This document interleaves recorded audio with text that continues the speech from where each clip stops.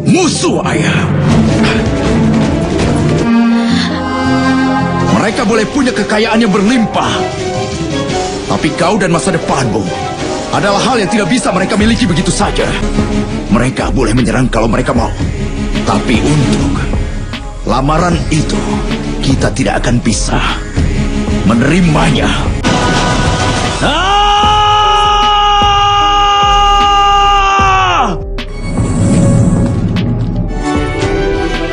Hidup Raja Netra Rastra! Hidup Raja Netra Rastra!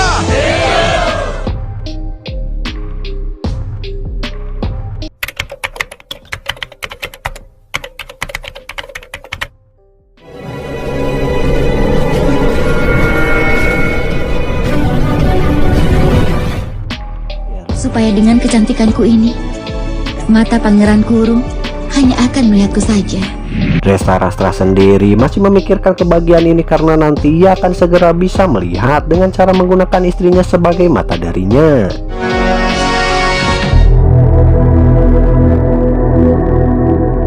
Aku tidak akan pernah membiarkan Gandari menikah dengan pria yang sudah buta sejak lahir.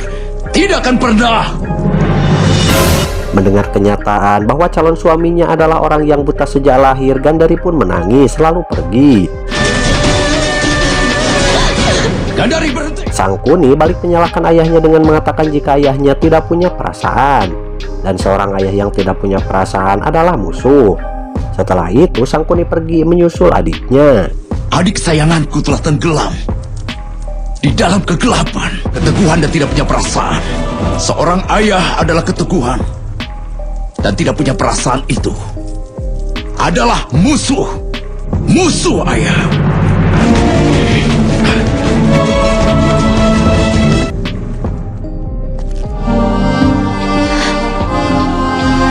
Sang Kuni berkata pada Gandari bahwa selama dirinya masih hidup maka ia tidak akan membiarkan adiknya berduka dan tidak akan membiarkan adiknya menikah dengan Desta Rastra.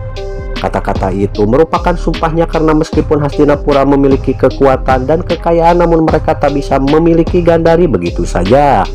Itu sumpahku.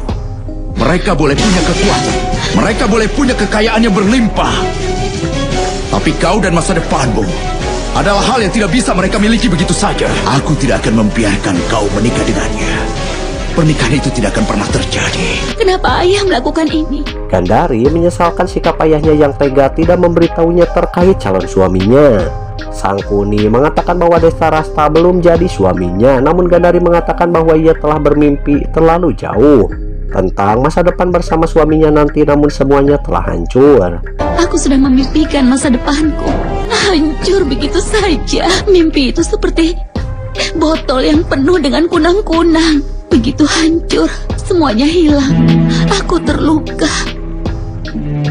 Sang Kuni akan mengirim pesan ke Hastinapura bahwa ia tidak akan menerima lamaran ini. Meskipun resikonya mereka harus menyerang Gandara. Namun Gandari melarang kakaknya karena ia akan menerima keputusan ayahnya sebagai balasan atas kasih sayang mereka selama ini, dan ia akan menjadikan semua ini untuk kebahagiaan rakyat Gandara. Lamaran itu kita tidak akan bisa menerimanya. Kakak, Gandari, apa sebenarnya maksudmu? aku tidak mau menolak untuk berkorban, kakak. Aku akan menerima keputusannya. Gandari memutuskan untuk menerima pernikahan ini meskipun Sang Kuni sangat tidak menyetujuinya. Kebahagiaan rakyat harus diutamakan. Anak laki-laki berhak atas kemakmuran ayahnya, sedangkan anak wanita memiliki nilainya. Pernikahan ini masih bisa aku terima. Sekarang bersiap-siaplah untuk lanjut ke Hastinapura.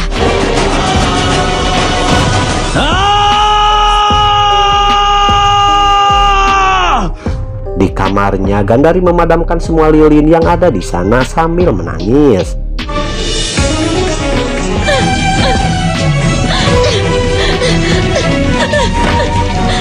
Ketika Sukda datang, Gandari mengatakan bahwa ia sengaja memadamkan semua lilin agar dirinya terbiasa dengan kegelapan. Sukda merasa heran karena selama ini Tuan Putri sangat takut pada kegelapan.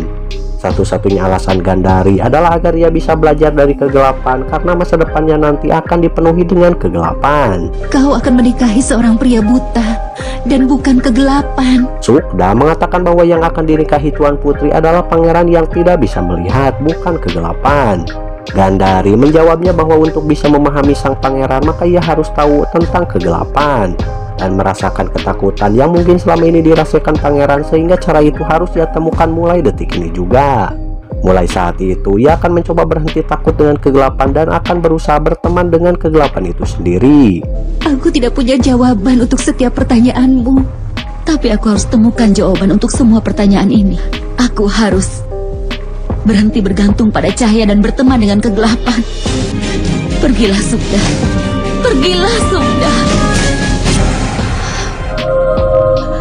Di Hastinapura sendiri sudah terlihat perayaan mewah.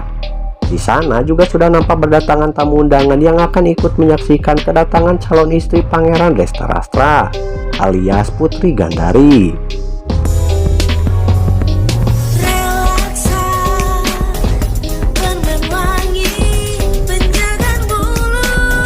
Mulut wangi bikin semua terpikat. Permen wangi ya relaksa. Pangeran Destarastra yang sudah didandani mulai tak sabar mendengar rakyatnya meneriakkan dengan sebutan nama Raja Destarastra. Hidup Raja Destarastra! Hidup Raja Destarastra! Ibunya menghampiri Destarastra dan mengatakan bahwa dirinya telah melihat rombongan dari kerajaan Gandhara.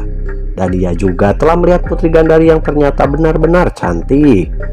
Destarastra diajak ibunya untuk segera pergi menemui ibu ratu ke tenda tempat pernikahannya, sambil menanyakan keberadaan Pandu pada anaknya. Ayo, Ibu Ratu ingin sekali membawamu ke tenda pernikahan. Baik. Di mana Pandu? Tak lama kemudian Pandu pun datang. Destarastra menanyakan penampilannya karena hari ini adalah hari pertama ia akan menemui Gandari. Pandu mengatakan bahwa kakaknya terlihat sangat gagah juga tampan. Setelah itu mereka pun pergi karena acara menjelang pernikahan sudah semakin dekat.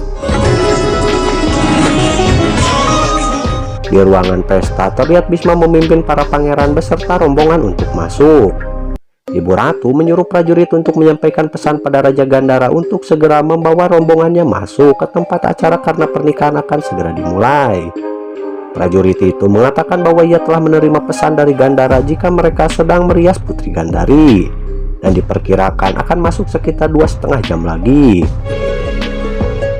Gandari sendiri yang telah selesai dirias meminta agar Sukda dan pelayan lainnya keluar karena ia akan merenung sendirian untuk beberapa saat. Sekarang kalian semua tunggu di luar kamarku. Tinggalkan aku sendirian untuk beberapa saat. Aku mau sendirian sebentar. Pergilah, Sukda. Setelah Sukda pergi, Gandari terus memikirkan bagaimana cara agar ia bisa menjalani pernikahan dan kehidupan selanjutnya sambil memandangi dirinya di balik cermin. Ketika memejamkan mata, Gandari kaget karena ia melihat Ilapat seolah petunjuk yang mengejutkan bagi dirinya.